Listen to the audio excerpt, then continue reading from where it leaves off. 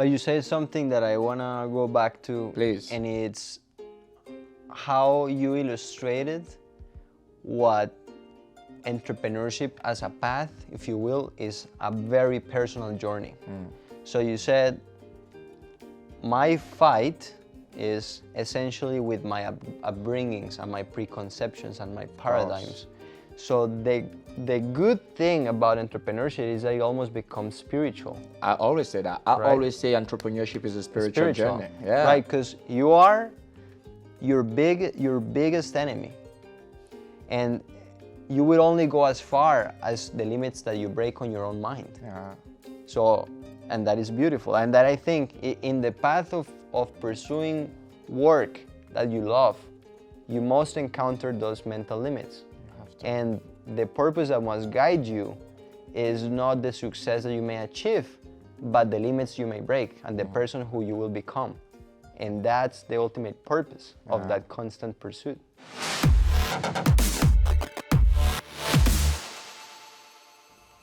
Lucas Cuadros, welcome to Empathy Led, my friend. Thank you, Junior. Thank you.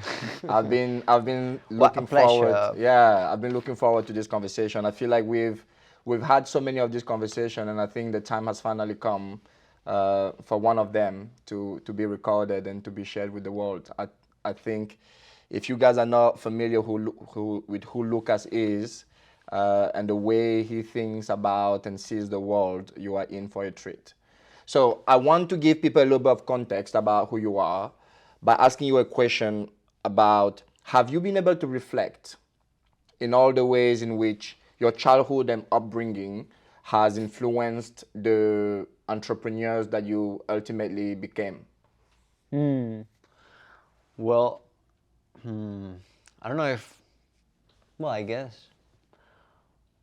I just don't like titles that much, so I'm like, entrepreneur. Yeah, that feels like a long shot. Let's talk about that. I think that's a good place to start. What is the hesitation behind the word entrepreneur? If you're not an entrepreneur, then how do you see yourself and how do you define yourself? Good question. I don't know. Well, I guess I'm an entrepreneur, but the thing is, inevitably, Mark Zuckerberg is an entrepreneur. So if you would use the same label to describe Lucas and Mark Zuckerberg, I'll be like, God damn, that's a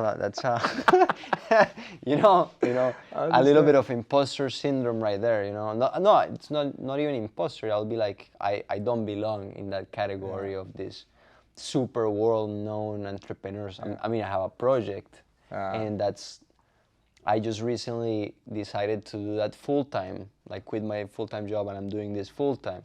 So I guess I could be an entrepreneur. It's just that the tag includes people that I think are way more talented than I am. Yeah. But what is an entrepreneur in your mind? Have you been able to reflect on this idea? Like, who is an entrepreneur and what is an entrepreneur?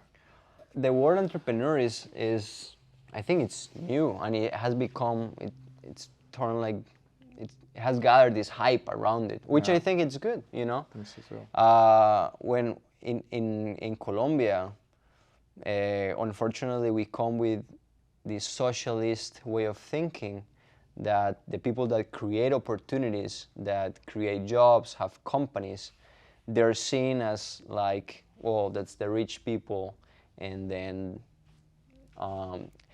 they're not as glorified as they are here in the US. But I think the word entrepreneur has been reaching places like Colombia and make business creation has made business creation a more glorified and aspirational thing to do. So I think it's really good. So at the end of the day, well, the entrepreneur as we understand it today is somebody that creates opportunities for the betterment of everybody. I think that's what it is. Yeah. So how have you been able to escape that, to use your word, socialist view of entrepreneurship, having grown up from, like, in a place like Colombia, as you just given us the compare, like, what are some of the things that have helped you escape the stigma that is usually attached to becoming an entrepreneur? There is not like a stigma in my generation. I think the generation that I grew up in, being so connected with the world, people look and glorify in a way the people that create businesses. Yeah. It's more about the government. In the institutional level, Colombia as a government does not support the entrepreneurs very much. So a lot of the taxes are for employment creation. So that creates a lot of informality, that creates a lot of hurdles for people to grow. It just makes it a lot more difficult than it should be. And here in the US, you see support to entrepreneurship at an institutional level. It's like opening an LLC here is super easy. Like we, as immigrants, we could do it as long as we pay taxes, No. and as it should be. There are more lines of credits. There is governmental support. You get this loss rollover over the years, which allows you to really grow and invest. You have a lot of tax breaks that are really incentives for reinvesting in your business. Yeah. So I know you are way too young to be thinking about writing an autobiography, but if you were to start writing an autobiography about this short life that you've had so far, what would be the key chapters that will enable us to really understand you, who you are, and the context within which you grew up? Well, I'm 27, right? Very young. Unblended is a relatively new part of my life. Been doing this for the last 3 years, and it's very new. So like we couldn't. It will be way too soon to say it has had any success at all, right? Yeah. I think, well, my hope is whoever is listening to this, what they can take from is a disciplined approach into finding work that you love. I hope that whoever is listening to this can take that as part of this conversation, because if they were to spend 20 minutes of their time listening to somebody, well, I would say stop listening to this, go listen to, Founders Podcast, Yes. Warren Buffett, Mark Zuckerberg, which are a lot of interviews about them. So probably not going to learn about business in this podcast, but what they can gather is, a brief snapshot of a person. In this case, it would be me. Yeah. That has had a relentless pursuit in finding love that they love, and that's hard. Not a lot of people get to wake up every morning and say, man, I love my work. Yeah. I love what I do. I get home inspired, and because it's super hard, it's difficult. Yeah. Finding anything that you love, it's difficult, and that's true for your job, for a business, for your partners, Of course. for even God. I would say, like, not everybody feels connected to their spirituality, because as anything worth it in life, it takes work. So that's what I would like to tell whoever is listening, like how I am able to be 27 and I am able to work in what I love, and what were the steps that I have taken to get here.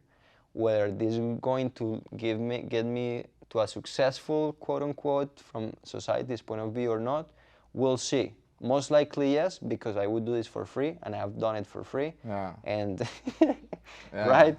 Yeah. Yeah. So I have no doubt that this will go somewhere.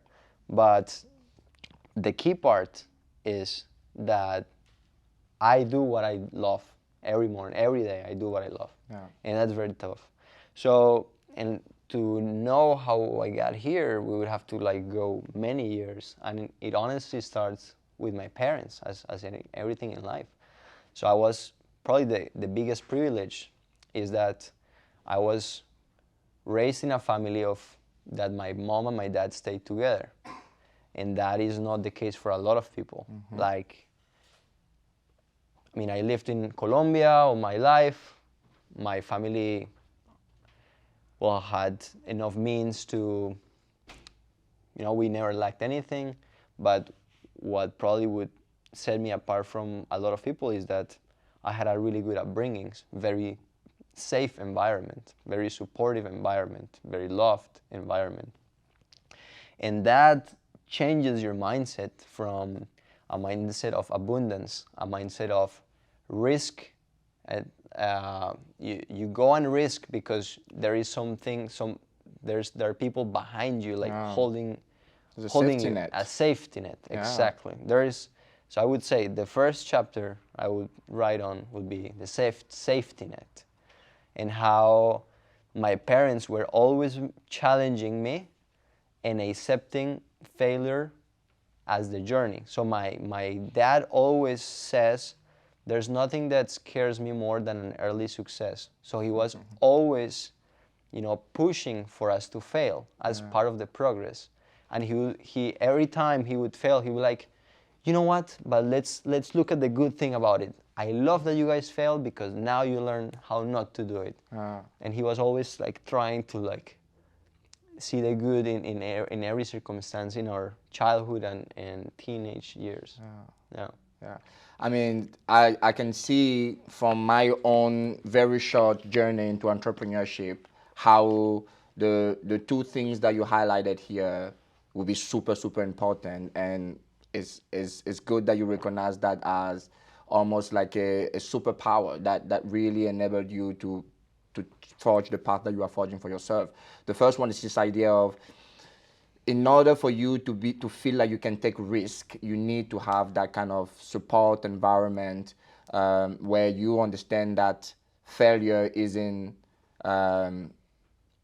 like a life sentence, right? Like most failures are reversible. But I think when you grow up in an environment of scarcity, an environment where there's really, you know better than to take too much risk.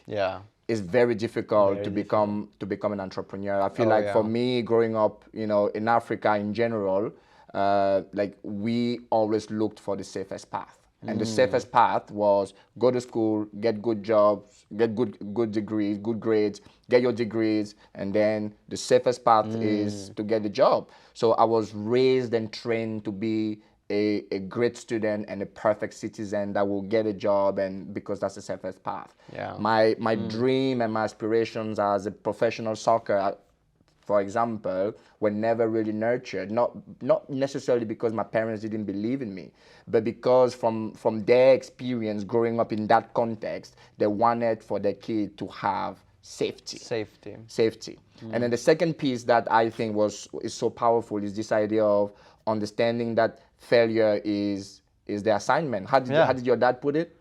There's nothing that scares him more than an early success. Because that's the first lesson you learn as an entrepreneur, right? Is that your idea or your business idea is really just an idea, a thesis, right? That the assignment is to fail and to fail and to fail until you have refined this idea, you have verified and tested this idea, receive the feedback that you need in order for it to eventually become something, or for you to finally arrive at a place where you realize that, well, while it was a great idea, in theory, in practice, it actually doesn't work. And I think that too is something that is to be found. So I can see the power of that kind of guidance and that kind of environment in how we shape you into the entrepreneur that you are becoming, and how it informs how you're building this company. But you say something that I want to go back to. Please. And it's how you illustrated what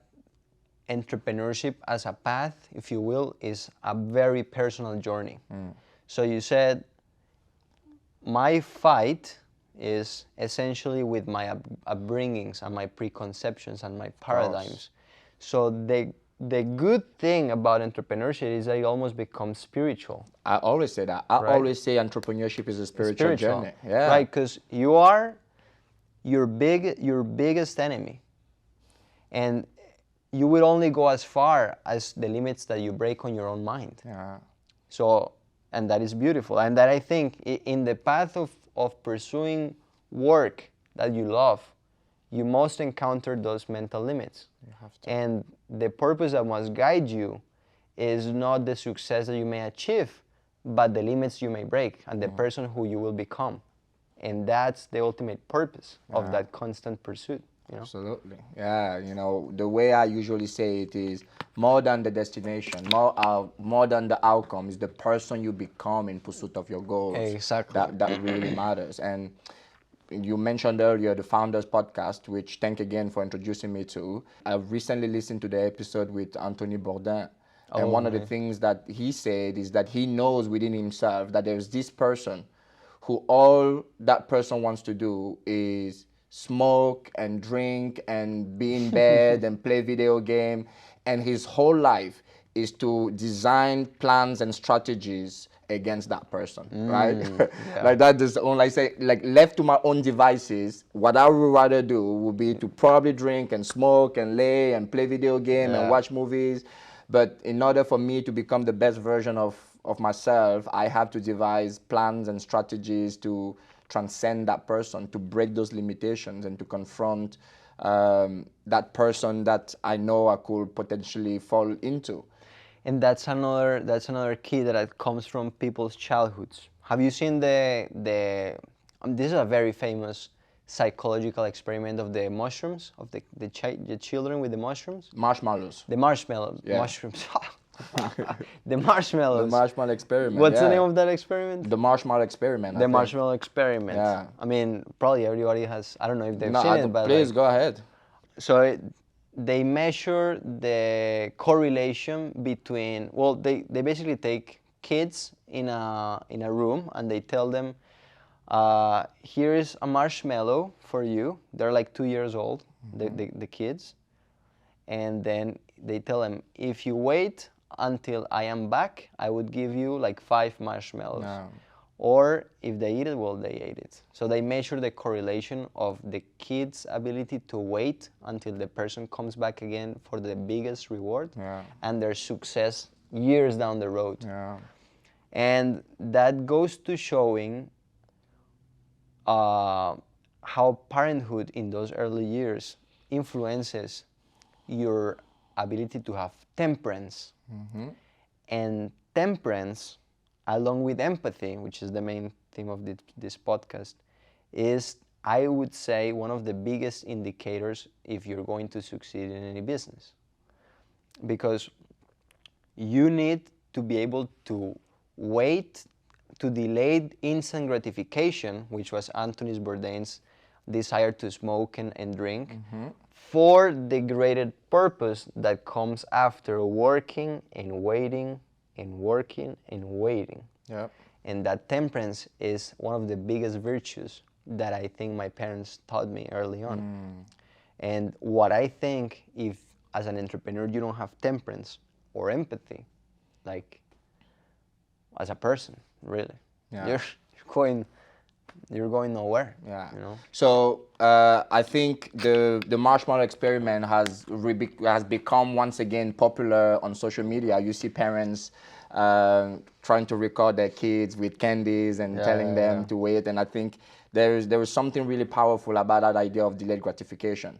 I want to hear from you how you see empathy playing such a crucial role. You talked about this idea of temperance and the ability to delay gratification. I want you to go a little bit more into empathy, since this is one of the things that we are talking about here. How do you see it in your own path, in your own journey, the role that has played in helping you and accompanying you in your journey? Business exists in our collective imagination. This is something that we've made up as humans, just as countries, religions, economic system. We've all made it up in our collective imaginations as humans. It only exists in the human world. Like, you go to the Amazon basin, it doesn't exist there. You live under different rules. So when we're navigating this imaginary that exists in our collective imaginations of humans, well, that only exists in the human world, therefore it works under human laws. And the way to be good at anything that exists in their collective imaginations of humans is if you understand humans first. And the only way to understand humans first is through empathy, right? because you can be uh, an expert biologist that if you don't understand emotions and if you don't understand social relationships, you can only understand the biology of the human body, but you cannot understand humans and how they behave and what they like, what triggers their emotions, what makes them passionate. Yeah. But if you understand the emotion and the social connections, you will understand anything that is built upon the collective web of the humans, and that is politics, economics, and including business. Yeah. So the core is understanding the humans, and you can only do that with empathy. Yeah. You know? No, it's so beautifully said. I think that's probably one of the best ways I've heard the role that empathy plays in this in business and in our world in general. You know, It's the core, is everything. it is. I mean, I think for me, one of the ways I feel like one of the first ideas that really came to mind for me was this idea that we are naturally self-centered. We have an egocentric bias, right? An egocentric view of the world. The reality as we know it is shaped by our own, beliefs, upbringing. And in order for us to understand that there are other versions of reality that are just as valid, we have to deploy empathy for other people. And one of the ways to do that is through this idea that you've already touched on, is self-awareness, right? Like what I realize is that the more I spend time and invested in getting to know myself at a deeper level, the more I could understand other people, because I could hear and see myself in them, even when the experience didn't exactly mirror mine, right? I could see that this is a thing that I also have, or this is an experience that, or this is like a challenge that I also have. Mine doesn't necessarily look like this, but I know it's a common challenge that we have. So you and I have had a conversation before where you talked about how self-awareness also plays a massive role even in your ability to determine which path you want to take with your business. How, like, who should you serve? What product should you build? Which market should you be into? And I really, really love the way you have put that idea to help people that might be at a crossroad and might be trying to figure out the best market for them to serve or the way to position their company. Right, like positioning is such an important piece in marketing, and as Warren Buffett puts it, is like it's differentiate or die, right? It's like differentiation is about survival. So can you speak to that idea of self-awareness and the role that it plays in this very important notion of differentiation? Okay, well, also the first thing is self-awareness serves a higher purpose because it allows for you to for you to find gratification in the process. So if you have a failure, then it's not a bad thing after all because you're learning about yourself. So it's just the process. In the process of creating anything, you're understanding about yourself, and that should be the ultimate purpose. Entrepreneurship as a way to understand yourself better and increase your self-awareness. So I'll be the first idea of why self-awareness is important. Yeah. The second idea about why self-awareness is important is because, as my grandma used to say, in business and in life, it's better to be head of a mouse than the tail of a lion. And then, so in business, what it means is it's the better to be the best in a niche than a player in a big market. So then the question arises, okay, which niche should I serve? And that's the conversation that we had the other day. Yeah. And then I told you that it's not a deliberate question, like from an infinite set of options, which one do I choose because it's better, but it's a matter of self-awareness. Which niche or opportunity or type of customer or market am I more fitted to serve? So it's inevitably, and as with everything in life, the best compass to tell us where to go is to look inwards and practice self-awareness. Yeah.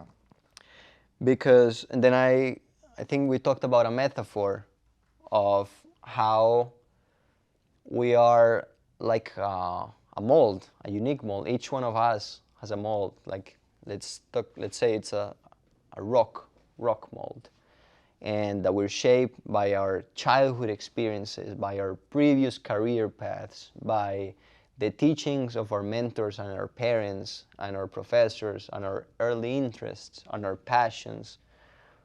We've all have this unique set of experiences and interests and combinations that have created these cracks, molds, holes, bumps in our unique rock shape, you know?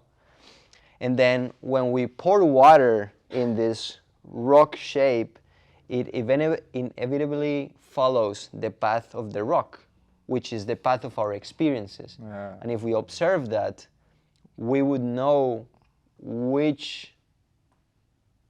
the water goes, right? And what's the position of our advantage. Yeah. So let's say you and I, which you come from Africa as a background, soccer, and I come from Colombia, South America, and my passion was swimming at some point. Yeah. And we're both faced with this challenge of creating a clothing brand, right? So your experience, cultural background, and influences might make you decide for a more soccer-like, colorful style than I might solve that challenge with a different set of experiences. Maybe I would go from like the Colombian flag or some salsa, right? So if you see, it's our lenses, our experiences shape how we see the world. The same problem, we're just looking at it with different lenses. Yeah. And with this metaphor of the rock and the water, the more we pour water in our mold, the more we would know our position of advantage, and where should our focus be. And the water in this metaphor is our action in the market, those challenges of solving the clothing issue, or talking to clients or talking to customers. The more we talk to customers, the more we understand about ourselves and who are we best fitted to serve. Yeah. So I absolutely love that. You already know that, and I'm so glad that we're able to talk about it. So help then take that idea and put it in the context of Unblended, and how that self-awareness and that realization, one, led you to coffee, and two, is leading you to build a different kind of company within that market. Okay, so for everybody, probably Unblended is very small, so I wouldn't expect anybody to say that they know Unblended. Yeah. So Unblended is a distributor of specialty coffee to roasters in the US, right? That's what we do. Yeah. How we do that differently is that we focus on working with young coffee growers in Colombia. So Unblended is an incubator for young coffee farmers to come in and develop their farms into successful business in the specialty coffee industry. Why is that important? Because the average age of a coffee farmer in Colombia in 2021 was 61. In Rwanda, I just learned, is 63. Kenya is like 63. So this is a world problem. And it's not just in coffee, it's in agriculture in general, yes. Yeah, we are facing very soon maybe food insecurity if we don't solve this challenge. This very challenge. So, and ideas come from people. So if we run out of people that want to solve the agricultural challenge, we're going to have a lot of problems. Yeah. So that's why I became passionate, and I work in this with my sister and Barry. We became passionate about solving this issue of how can we make coffee farming an exciting career path for young people. And that's the whole idea that we drive with Unblended. So we designed a program that was a mentor and mentee system for young farmers to come in and develop their farms fully and be successful in the US market and later on in markets across the world. So that's Unblended. So Yeah. how did we end up doing this? Well, after college, I started a marketing company, and we were doing websites and social media, and I didn't really like it. It's more, more. But in that process, one of my uncles who has a coffee farm, he came in as a customer and asked us to do a website for him. And I was at a point of my life that I had just been kind of starting way too many projects and not going deep in anything. Wow. So I wanted to explore depth in life. Wow. I wanted to commit to something and go at it and learn as much as I could from that field. And it just happened to be coffee, and I liked it. I liked coffee. Yeah. You know, I wasn't necessarily super passionate about coffee, but I was passionate about social causes. That was what I was passionate about. How can I spend my time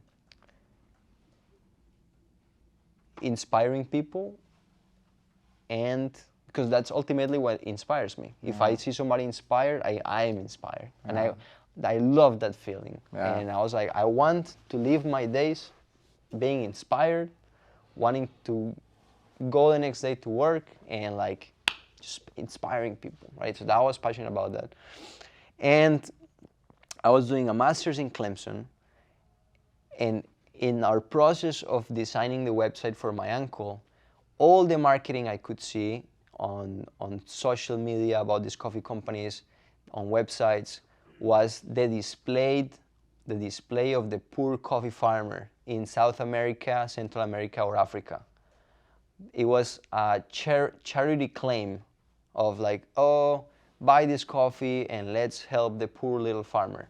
And I was like, well, first of all, I'm from Colombia. I've seen farmers, and it's not like that. And then second, the people that do this are very passionate. There's a lot more marketing opportunity here that if we allow a coffee farmer to tell their own story, it might sell way more than just putting their face and their dirty hands and asking people for the charity dollars. Yeah. So initially, Unblended was a marketing tool for coffee shops. Yeah.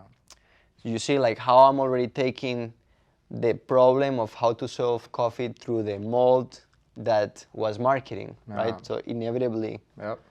yeah, so it was a marketing tool, a digital marketing tool, because I was doing websites that would help coffee shops promote their coffees differently, right? And then, well, realized that because the only way for me to do that was if people had coffee from me, so I had to learn how to sell coffee first, right? So I've been in that process for 3 years, but every time we release a coffee, we bring the farmer into the question and then let them promote it. So we are organized around the collaboration that can happen between the baristas, the roasters, and the farmers in order how they can think and work together to promote that product better. Yeah. No, I've you know already. I'm a big fan of Unblended, and one of the very first things that was a big aha moment for me as I was working with Unblended was how you approach this challenge so differently. And you already mentioned it, is this idea that like to everyone it was this humanitarian cause of, or let's help the poor farmers and pay for coffee so that we can pay the people that produce the coffee, because greedy corporations are taking advantage of them. And the way you thought about it, you were like, that is just like a tiny fraction of the truth. Like the reality is that what they are currently adding to the value chain is the main reason they are being paid what they are being paid. That if we want for their wage to increase, we need to teach them how to add value to the supply chain. And like that moment for me was like, I think, and this is where empathy-led marketing also plays its role, is that at times if you deploy and flex your empathy muscle, you can understand other people's reality, even if their experience doesn't mirror yours. But even that is limited, right? Like, I can try to flex and deploy my empathy muscle to understand the experience of being a woman, but it's a limited thing. Only a woman truly, genuinely, fully understands. And I think your position and your ability, your vantage point and your interaction with the farmers gave you a unique vantage point to truly understand what was happening beyond the superficial ways people were trying to solve this challenge, or even the symptoms, right? They were trying to solve the symptoms of this problem instead of really understanding what caused this thing. And for me, I just thought, oh my God, this guy and these people are really brilliant in thinking about that idea in that way. So even the name, like, tell us where does Unblended come from? Like, what does the name come from? But I was gonna say something about empathy, and then we go to the name. So I think it came with a conversation with you. I think that you said that a brand is a promise. Is that what? Remember those? Yeah, a brand is a promise, right? And then in a context of B2B or businesses that require relationship building, this is more evident. But you are as successful as the next person, up or down the supply chain, or right or next. So you have to understand everybody in a supply chain in order for you to add value and make the promises and deliver the things that you promise that you're going to deliver to add value, right? So it's just, you're only as successful as you make the next person successful. And in our business, which is platformic, our clients, well, let's first define customer. The customer is not necessarily who gives you the money, but the person whose choice on your company makes you successful. Does that make sense? Say it again. Is the person who chooses you, and because of that choice, you are successful. Yeah. So in a gold mine, is not the person that buys the gold, but the community that allows that gold mine to operate. So in a gold mine, they have to be very careful on how they treat the community, and to hear and listen to their needs, so that the community lets them work the mine so that they can get paid for the gold, right? Yeah. In our business is the farmers, because they have a choice of selling to other importers, to the cooperative, but they are choosing to distributing their goods through Unblended. And so that's one side. And other people that choose us are the roasters. So we have to understand both of those sides for our business to be successful. Yeah. Right? Yeah. So where does the name Unblended come from? Right. So coffee is a commodity, right? With this phenomenon of specialty coffee that's very new. And in the commodity setting, in all the supply chains of the world, there are a lot of small farmers. So there was this need to combine different lots in order to fill up a container to get to the US. So, and that's how it's organized. So multiple hundreds of farmers go to the local cooperative or local warehouse, dump their harvest, and it all gets blended into this big pile To meet the demand. Right? Yeah. That's what you said. That is a mass consumption and mass production of consistent goods that optimize for volume, and in that process, inevitably you lose the human touch of whoever did it, and the human effort and the story. And if your lot makes less than a container size, you're forever lost in a sea of anonymity. Nobody is ever gonna know where that coffee come from, so on and so forth. So Unblended is an attempt to unblend that supply chain and give the connection in both ends, you know. So their farmer would know who's drinking their coffees, and the roaster would know who grew their coffee. Yeah. Right? One of the things that really surprised me, that was also like a big moment in our work, was the idea that like some of the coffee farmers had never tasted the final product because they get lost in the whole process, right? Like they had never tasted the coffee that the passion and the love, the craftsmanship ultimately produce. And that moment, can you talk about that moment for the people who for the first time were able to like taste the final product of essentially this process that they started? Yeah. And there is a bigger conversation on that. Like if we only talk about the moment where a farmer tastes their production, we take a picture of that moment, it might be this glorified place in time that, you know, the wonderful business person came down and like let them try their own products. Yeah. So that's very dangerous, because the reality of why that happens is because coffee is a crop that fueled colonization. Coffee was originally from Ethiopia, and then it started to grow in demand in the Western world, and then the Portuguese and the English brought that crop along with sugar cane and cotton to fuel the global trade of cotton, sugar, and slaves. Yeah. Right? So up to now, hundreds and hundreds of years, we get people that are basically putting up a raw material without really understanding how it tastes. It's kind of like, wow, the world is so old but yet so young that we're seeing the effects and the impacts of hundreds and hundreds of years ago. Tea is different. Tea, the culture that grows tea, drinks tea, so they understand the impact of quality. But in coffee, that's very new, that people are just now starting to understand that if they harvest right now or if they let it ferment, it's going to have this impact in the end result.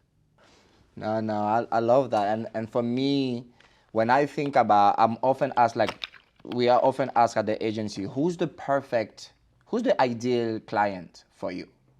And then Blended is always one of the examples that we bring forward because of, I hope is so apparent in this conversation now why Unblended is one of the best examples that we bring, but this commitment to improving the human experience, this intuitive understanding that the purpose of a business is to enhance the human experience, and that our businesses, our product and services are just tools to do that.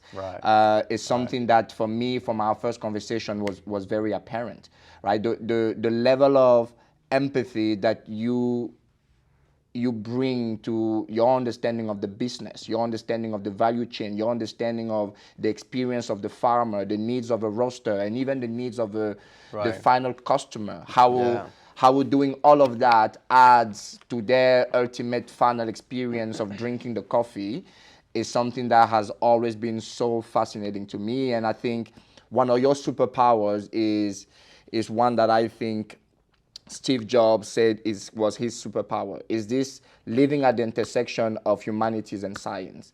That you are somebody who is so like philosophical and spiritual, but at the same time has a really thorough and good understanding of business and numbers, and is really, really like when we talk business all the time, you understand your cost, you understand, you know, profitability and all of that. And I feel like a lot of the time when you have this person who is so idealistic, so romantic, so philosophical and spiritual, they often do not have the science backing that makes, you know, that perfect marriage. So I really, really love the company that you guys are building. I really love the way you are approaching business, and because I think everything that you guys are doing perfectly and really align with how we think about business and how we think about company. So I want to hear from your vantage point how, and you already touched a little bit on this, like the fact that you are building, you are essentially a missionary, right? Like the fact that you are building, and Jeff Bezos says this best. He says, Yeah. missionaries Versus build, mercenary. right? Like missionaries build better products. But like, Yeah. how does it play out for you? And one of the things you already touched on, well, is the fact that you wake up every day and you just love what you do. But like, in what way do you feel that being a missionary gives you an advantage? In what way do I think being a missionary? Well, so it comes back to the beginning of our conversation. How you've got, like Steve Jobs would say, you've got to find work that you love. And that just takes a lot of work to find and to identify. And there is an essay by Paul Graham that illustrates it very well. It's called How to Do What You Love. Yeah. Which I recommend it highly. And then it's a in order for, I mean, you would inevitably get an advantage if you do what you love, because A, you enjoy it so much that you can do it for free, meaning that you can lose money and still do it. And B, you enjoy it so much that you do it more than people that don't enjoy it. And then as a result, you would have done it so much and for an extended period of time that you would know more than anybody else. So there's your advantage right there. Yeah. If you enjoy reading and writing so much, just for the sake of reading and writing, in 20 years, 30 years of doing it every single day, just for fun, you would be one of the best writers in the world, inevitably. Yeah. And that's your advantage. Yeah. And for me, if I enjoy doing this so much that I would do it for free, and I do it when I'm tired, and I'm doing it for many hours, and for me it's like playing, there's going to be a point years down the line that I had so many experiences that's going to be my advantage. Yeah. So this is a matter of time, right? Yeah. And for me, there is something about us as human beings where we seek fulfillment, right? How human beings seek fulfillment. We seek means to contribute our gift, our talents, our passion to something that we feel we find meaningful, we find worthwhile. That's why, you know, you see people taking a pay cut to join a venture that, you know, give them less money. But and to your point earlier, unless you understand people, unless you understand human beings, that idea to a robot might not make sense, because it doesn't make economical sense to leave, to take a pay cut to pursue something else. But that decision can only be understood if you understand that people are driven by these higher aspirations of self-actualization and fulfillment and purpose and meaning, right? And I think for me, that is the other advantage. The other advantage is that one of the ways a company can be successful is in the ability to attract and retain top talent. That's the key. Right? And I think when we understand that fundamentally as people, we are looking for meaning and purpose, and I always consider this one of the most wonderful things about a company, and also one of the biggest responsibility. Like, I used to have this conversation with my former boss, the president of Winger University. And I used to tell them, like, do you realize that as a business owner, as an entrepreneur, by virtue of what you do, you have the possibility to help somebody find meaning and purpose in their life.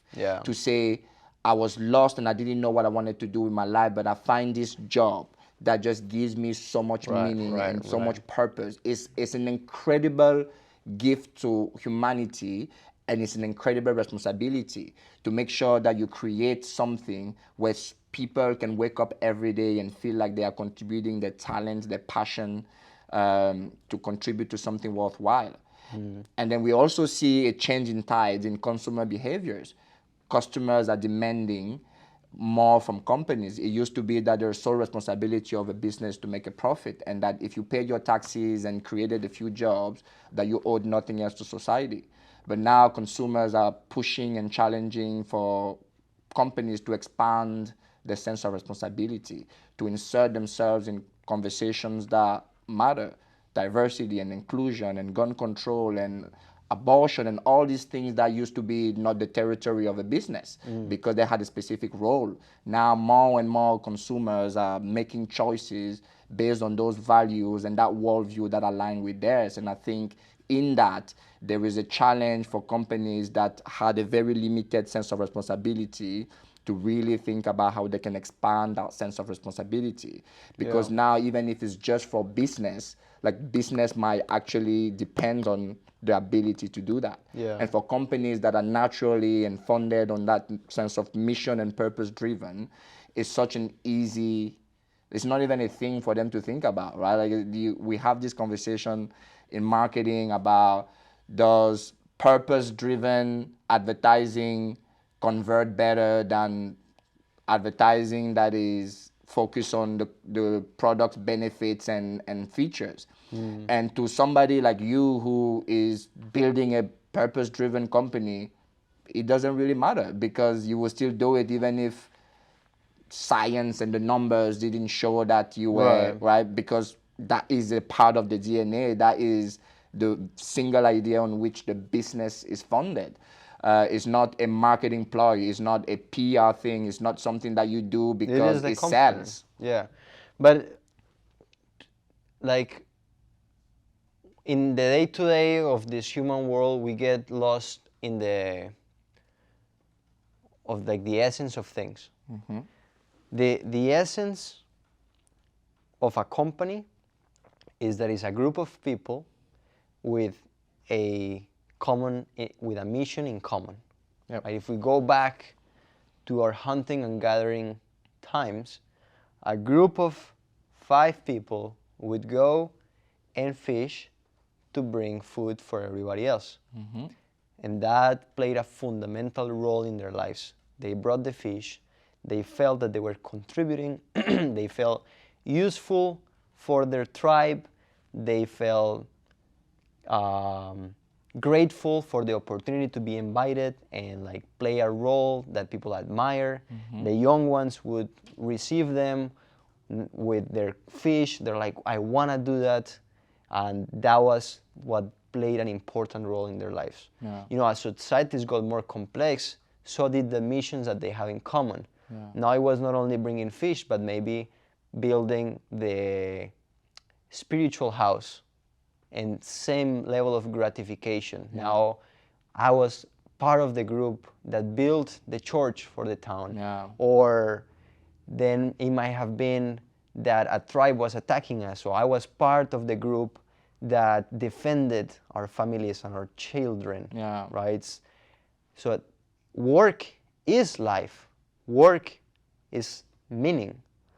And as societies become older and grew and grew, well, those missions became more complex, to now the point that we have lost touch with that true sense of what work is. Work is how we bring meaning to our lives. And as companies, we have the responsibility to do that. We have the responsibility to give everybody a sense of purpose as a society. Yeah, I mean, I think we're probably coming close to the end of this conversation, but those are beautiful closing words. You know, I think one of the ideas that I really try to drive home, especially when I'm talking to a more business-minded audience, when I talk about empathy, it feels that it lacks practicality, right? But like for me, from a business standpoint, I always try to remind them that revenue and profit is how you get to capture and keep some of the value that you have created for society, right? That then the purpose then of your company, or at least your focus, should be on creating value for society, because your own value is derived from it. Your own value is a portion, is a fragment of that value that you have created for society. Yeah. And in order for you to be able to bring that value to society, you need to understand what value is, what you're creating, and who you're creating it for, and understand how you can maximize value for those people, because that is from that your own values derive, right? And one of the things that really drives it home for me is the idea from Jeff Bezos that says that over the long run, customer value and shareholder value always align, but the opposite is not always true. And for me, there's something super powerful there that, a company that sole purpose is to make profit is fundamentally, yet subtly, a different kind of company whose purpose is to enhance the human experience, right? They might be in the same industry, they might make the same product, but they are fundamentally different types of company because of the purpose that they have decided for themselves. And that is one of the founding ideas and principles behind, this empathy-led philosophy that we are trying to promote and champion. And for me, I see it as one of the things really that drew me to Unblended, and that really, I think, set you apart in the coffee industry, right? This idea that you guys are missionaries that understand coffee and business as a tool to enhance the human experience. And I'm really, really grateful for your contribution to the world, and I'm really, really excited to see where your path takes you. Thank you for making the time to be on the show. Thank you for the invite. Yeah. Thank you, brother. Yeah.